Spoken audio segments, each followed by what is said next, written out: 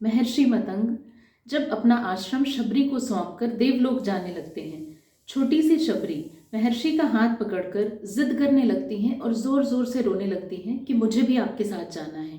महर्षि व्याकुल हो उठते हैं क्योंकि शबरी उनकी प्रिय शिष्या थी। उन्हें बड़ी चिंता सी हो उठती है।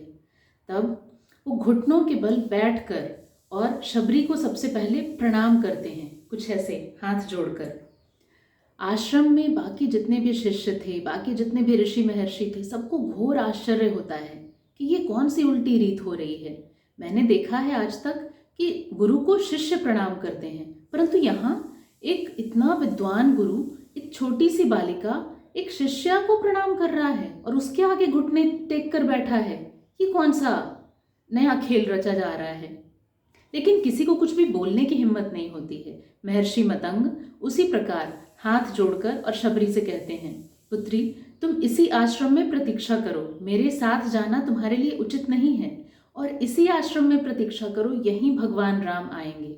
छोटी सी अबोध बालिका शबरी, 10 वर्ष की उम्र, किसी भी चीज का ज्ञान नहीं था उन्हें, लेकिन उन्हें बस एक बात मालूम थी कि अगर मेरे गुरु ने जो बात कह दी वो सत्य होगा, उसके झूठ होने का सवाल ही नहीं उठता। उसने केवल एक ही प्रश्न किया, कब आएंगे। रोते रोते अपने आंसू पोंछे और पूछा, कब आएंगे वो। महर्षि मतंग त्रिकालदर्शी थे। उन्हें भूत भविष्य वर्तमान सभी का ज्ञान था। तब उन्होंने शबरी को कहा, देखो ये भावी है और ये होना निश्चित है, वो आएंगे तो जरूर, लेकिन प्रतीक्षा तुम्हें जरा लंबी करनी पड़ेगी, क्योंकि अभी राजा दशरथ का लगन भी नहीं हुआ है। तो सबसे पहले राजा दशरथ का लगन होगा सुमित्रा, कौशल्या और कैकेयी जी के साथ। उसके बाद श्री रामचंद्र का जन्म होगा। फिर श्री राम का विवाह माता जानकी के साथ होगा। कालांतर में उन्हें 14 वर्ष का वनवास भी भोगना पड़ेगा और 14 वर्ष के वनवास में जो सबसे अंतिम वर्ष होगा तब माता सीता का अपहरण किया जाएगा, रावण उन्हें हर के ले जाएगा। तब उसी वर्ष भगवान श्री राम तुम्हारी कुटिया यानी कि इस आश्रम में आएंगे। बस तुम प्रतीक्षा करना, पूर्ण भक्ति भाव से प्रतीक्षा करना, वो आएंगे अवश्य। और उन्होंने आश्रम में जितने भी लोग थे, जितने ऋषि मुनि, जितने शिष्य थे, सब की तरफ देखा और सबकी तरफ देखते हुए शबरी के आगे फिर से हाथ जोड़कर कहा, ये मेरा सौभाग्य है कि आने वाले 3 काल मुझे तुम्हारे गुरु के रूप में याद रखेंगे। शायद यही मेरी तपस्या का फल है। बस इतना बोला और वो चले गए देवलोक। उसके बाद शबरी का जीवन तो मानो गुरु के उसी वाक्य पर टिक गया था। उन्होंने बचपन से लेकर अपनी वृद्धावस्था तक का समय केवल इंतजार, केवल प्रतीक्षा, अपने श्री राम, अपने प्रभु के आने की प्रतीक्षा में बिताया। हर दिन अपने कुटिया के रास्ते में फूल बिछाती, सफाई करती, फूल बिछाती कि श्री राम आएंगे। जब मेरे गुरु ने कहा है तो वो एक दिन जरूर आएंगे। और एक दिन आया जब उनके बिछाए हुए फूलों पर प्रभु श्री राम के चरण पड़े। शबरी खुशी से झूम उठी और उनकी आंखों में भक्ति से, श्रद्धा से आंसू भर आए। उन्होंने भगवान श्री राम के उस अनुपम रूप को देखा, निहारा। थोड़ी देर तो एकटक देखती रह गई, मुख से कोई बोल ही न फूटे। उसके बाद जब उन्हें थोड़ी चेतना हुई तब उन्होंने कहा, आ गए हो राम? कहो राम, मेरी कुटिया तक पहुंचने में तुम्हें कोई कष्ट तो नहीं हुआ? श्री राम उतने ही सहज भाव से मुस्कुराते हुए कहते हैं, माता, मुझे तो यहाँ आना ही था, ये तो भावी था। फिर एक माँ के पास पुत्र को आने में कष्ट कैसा? शबरी प्रभु श्री राम को बिठाती है, आसन देती है, उनके चरण पखारती है, सभी प्रकार से स्वागत करती है और एक बेसुध सी अवस्था, सूझता ही नहीं है कि कैसे स्वागत करूं, कैसे सत्कार करूं अपने प्रभु का। बस यही बोला उनसे, जानते हो राम, मैं तुम्हारी प्रतीक्षा तब से कर रही हूं जब तुम्हारा जन्म भी नहीं हुआ था।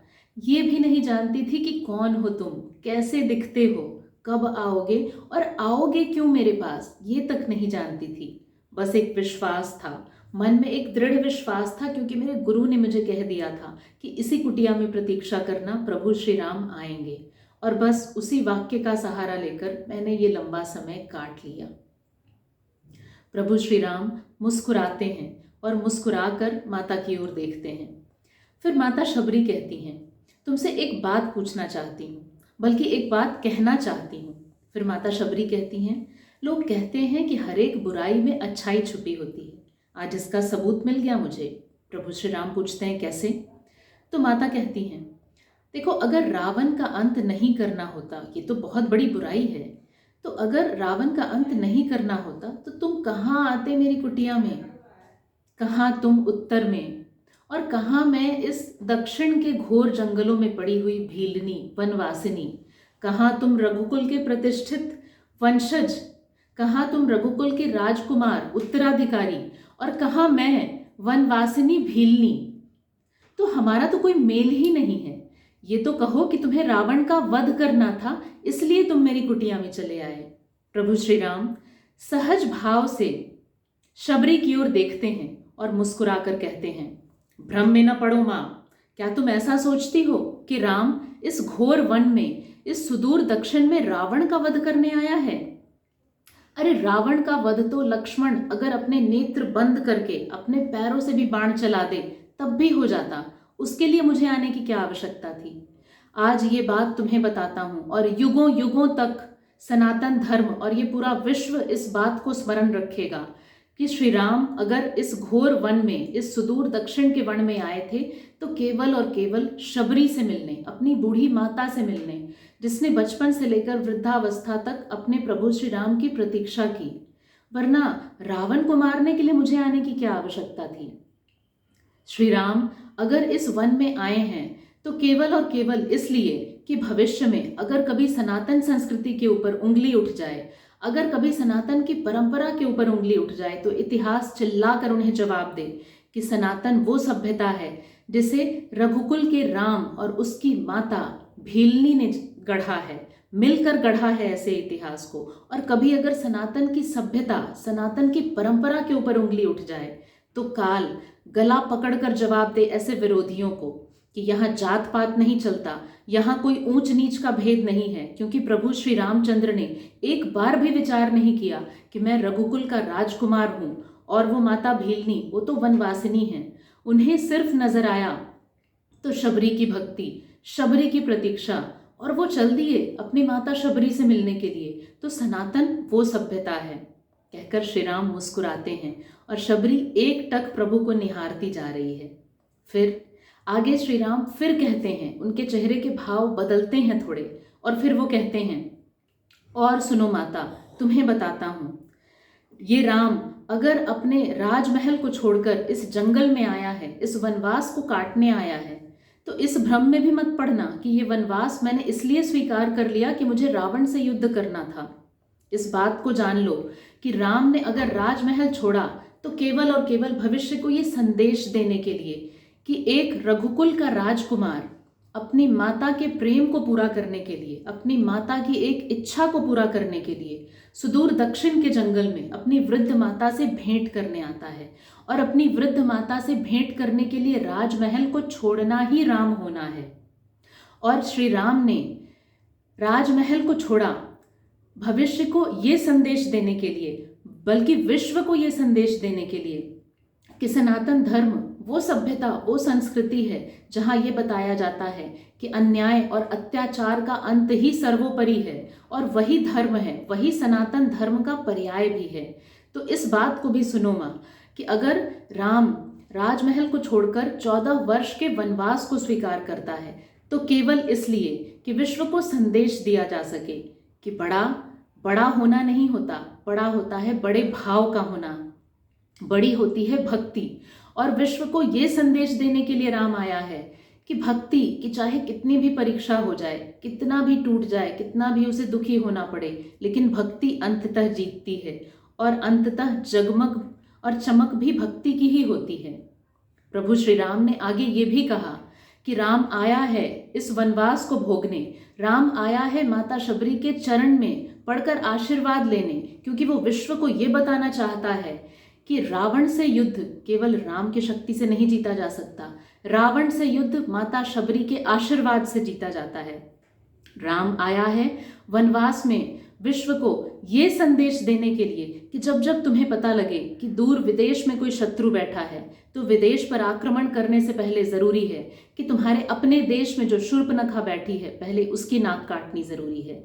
राम आया है ये बताने के लिए कि सनातन संस्कृति और सभ्यता वो संस्कृति है जहां अपने स्वार्थ को त्याग कर और परमार्थ की बात की जाती है, जहां अपने स्वार्थ और अपनी इच्छा का पूरी तरह से त्याग करके बलिदान करके पूरे विश्व के हित की बात की जाती है। तो सनातन संस्कृति वो सभ्यता है। कहते हुए राम मुस्कुराते हैं और शबरी एकटक प्रभु को निहार रही है, आंखों से आंसू बहे जा रहे हैं, अपने पर नियंत्रण नहीं रख पा रही। फिर अपने आप को संभाल कर कहती है, बहुत दूर से आए हो राम, भूखे हो, कुछ खाओगे क्या? प्रभु श्री राम के भी आंखों में आंसू भर आते हैं और वो कहते हैं, इतनी दूर से आया हूँ माँ, बहुत थक गया हूँ, तुम्हारे हाथों से खाए बिना जाऊंगा भी नहीं। इतना सुनते ही माता शबरी खुशी के मारे कुटिया के भीतर जाती हैं और एक टोकरी में मीठे बेर लेकर आती हैं। मीठे का तो पता नहीं, बेर लेकर आती हैं। अब वो बेर राम को देती हैं खाने के लिए। प्रभु श्री राम बेर खा रहे हैं, चख रहे हैं, खा रहे हैं। माता उनसे धीमे स्वर में पूछती हैं, बेर मीठे तो है ना राम, कैसा स्वाद है इनका? प्रभु श्री राम डबडबाई आंखों से शबरी को देखते हैं और कहते हैं, तुम्हारी चिंता में और तुम्हारी प्रतीक्षा को पूर्ण करने की ललक में जब मैं तुम्हारे पास आया, खट्टे मीठे सबका भेद भूल गया माँ। मुझे तो ध्यान ही नहीं रहा कि क्या खट्टा और क्या मीठा। मुझे तो बस इतना याद है कि एक पुत्र अपनी माता के पास आया है और माँ उसे जो खिला रही है वो अमृत है। खट्टे मीठे का भेद कहाँ रहा मुझे माँ। माता शबरी ने हाथ जोड़ लिए, हाथ जोड़कर प्रणाम किया प्रभु को और कहा, तुम सत्य में मर्यादा पुरुषोत्तम हो, तुम्हें बारंबार मेरा नमन। ऐसे मर्यादा पुरुषोत्तम राम को नमन, ऐसे सनातन धर्म को नमन, ऐसी सनातन सभ्यता को नमन, जहाँ ऊंच नीच का कोई भेद नहीं है, जहाँ कोई जाति पाति नहीं है, जहाँ परमार्थ की बात की जाती है, जहाँ विश्व कल्याण की बात की जाती है। ऐसी सनातन सभ्यता को बारंबार मेरा नमन है। जय शिव शिवा।